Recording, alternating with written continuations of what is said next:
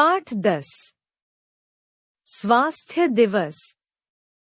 कल हमारे विद्यालय में स्वास्थ्य दिवस मनाया गया था। सब कक्षाओं के विद्यार्थियों ने शरीर और उसकी देखभाल के बारे में तरह तरह के चार्ट और मॉडल बनाए थे। इस अवसर पर विद्यालय में एक प्रदर्शनी भी लगाई गई थी। हमारी कक्षा के विद्यार्थियों ने एक नाटक प्रस्तुत किया। बाहर के लोग भी आए थे। उनमें कुछ डॉक्टर भी थे। वे हमें स्वास्थ्य के बारे में समझाने आए थे। एक डॉक्टर ने हमें नाक के बारे में बताया।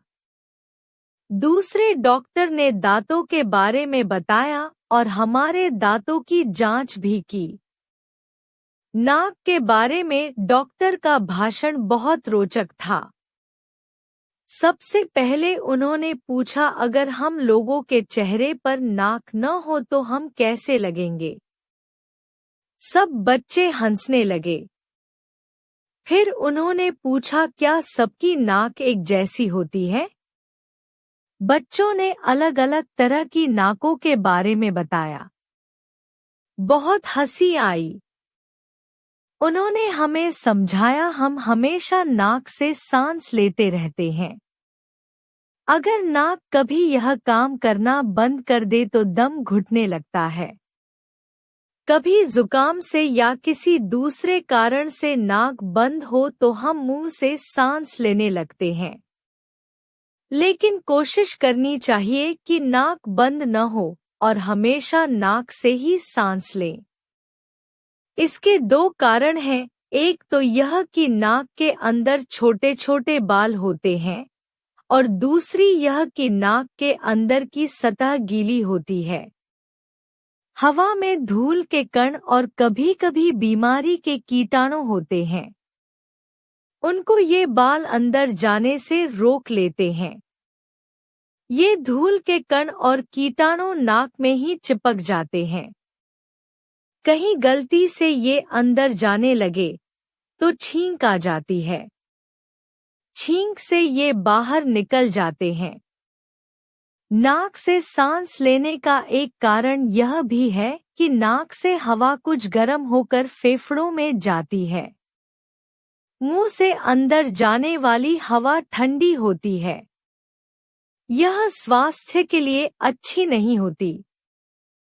इसलिए हमेशा नाक से सांस लेनी चाहिए और नाक को साफ रखने के लिए अपने ही रुमाल का प्रयोग करना चाहिए। साथ ही छींकते समय हमेशा रुमाल अपनी नाक के सामने रखना चाहिए और उसे कभी दूसरों को इस्तेमाल नहीं करने देना चाहिए। फिर डॉक्टर ने पूछा, नाक से और क्या-क्या फायदे हैं? एक लड़की ने बताया, नाक से हम सूंघते हैं। डॉक्टर ने कहा, इससे हमें आसपास फैली गंध बिना कोशिश किए अपने आप मालूम हो जाती है। अगर कहीं कुछ जल रहा हो तो हमें तुरंत पता चल जाता है। हम बहुत सी चीजों को उनकी गंध से पहचान लेते हैं, जैसे नींबू, संतरा, आम आदि। गंध से हमें चीजों के स्वाद का भी पता चलता है कि यह चीज खट्टी है या मीठी। इस प्रकार नाक हमारे लिए बड़े काम की चीज है। इसे साफ रखना, इसे बंद न होने देना और हमेशा नाक से सांस लेना बहुत जरूरी है।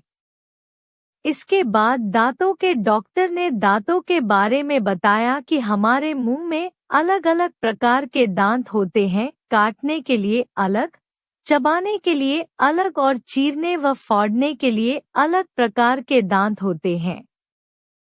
अगर हम अपने दांतों को ठीक से साफ नहीं करते हैं तो दांत खराब हो जाते हैं।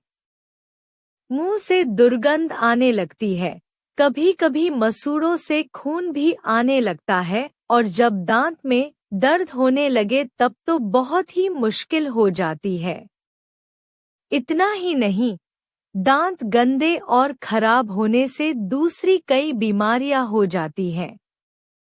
इसलिए दांतों को दिन में 2 बार, सुबह उठते ही और रात को सोने से पहले जरूर साफ करना चाहिए।